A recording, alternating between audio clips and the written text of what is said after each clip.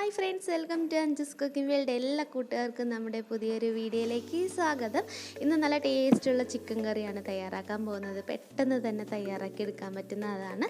ഇത് ദോശയുടെ കൂടെ, ചോറിൻ്റെ കൂടെ, അപ്പത്തിൻ്റെ കൂടെയൊക്കെ കഴിക്കാൻ നല്ല ടേസ്റ്റാണ്.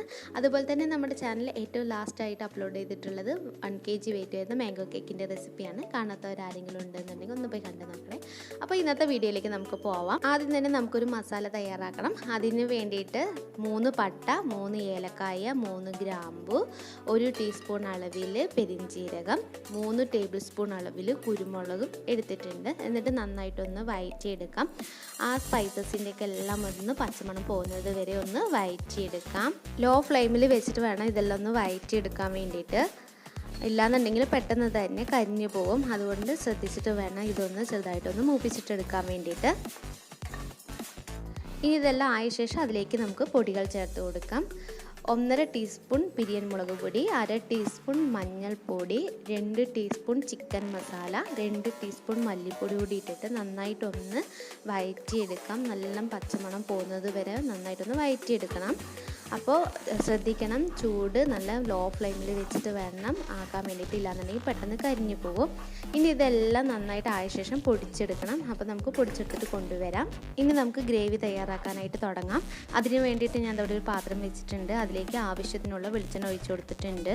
എണ്ണ ചൂടായി വന്ന ശേഷം അതിലേക്ക് 1 കൂടം വെളുത്തുള്ളി അരിഞ്ഞത് നമുക്കിതിലേക്ക് ഇട്ട് കൊടുക്കാം. എന്നിട്ട് ഇത് ചെറിയൊരു കളർ ആവുന്നത് വരെ ഒന്ന് വഴറ്റിയെടുക്കാം.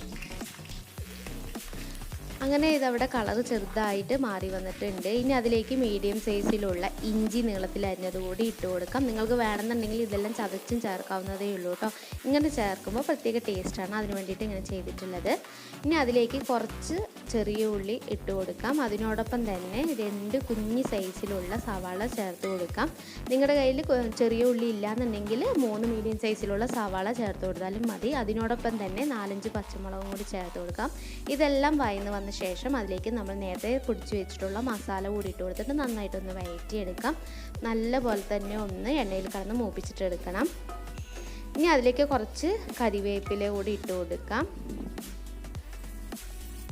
അതിനോടൊപ്പം തന്നെ 3 മീഡിയം സൈസിലുള്ള തക്കാളി അരിഞ്ഞത് കൂടി ഇട്ട് കൊടുത്തിട്ട് നന്നായിട്ടൊന്ന് വഴറ്റിയെടുക്കാം. എന്നിട്ട് നന്നായിട്ട് അടച്ച് വെച്ചിട്ട് അത് കുക്ക് ചെയ്തെടുക്കാം. ഒരു 2-3 മിനിറ്റ് കൊണ്ട് തന്നെ തക്കാളി നന്നായിട്ട് ഉടഞ്ഞു വരും. അങ്ങനെ തക്കാളി എല്ലാം നന്നായിട്ട് ഉടഞ്ഞ് വന്നിട്ടുണ്ട്. ഇനി ഇത്ര നേരം വരെ നമ്മൾ ഇതിലേക്ക് ഉപ്പ് ചേർത്തിട്ടില്ല. ഇനി ഇതിലേക്ക് ആവശ്യത്തിനുള്ള ഉപ്പ് കൂടി നമുക്ക് ചേർത്ത് കൊടുക്കാം. 1 കിലോഗ്രാം ചിക്കനും കൂടി നമുക്ക് ഇതിലേക്ക് ഇട്ട ശേഷം നന്നായിട്ടൊന്ന് വഴറ്റിയെടുക്കാം. ഇപ്പോഴും പറയുന്നത് പോലെ തന്നെ ചിക്കൻ്റെ കളറൊന്ന് മാറി വരണം. ഒരു വൈറ്റ് കളർ ആവുന്നത് വരെ മസാലയിൽ നന്നായിട്ടൊന്ന് പുരട്ടിയെടുക്കണം.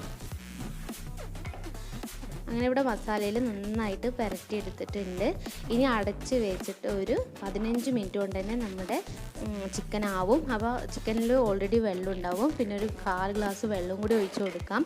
പിന്നെ നിങ്ങൾക്ക് ആവശ്യത്തിന് ഗ്രേവി എത്രത്തോളം വേണം അതിനനുസരിച്ചിട്ട് വേണം വെള്ളം ഒഴിച്ച് കൊടുക്കാൻ വേണ്ടിയിട്ട്. ഇനി നമുക്കൊരു 15 മിനിറ്റ് കഴിഞ്ഞിട്ട് തുറന്ന് നോക്കാം.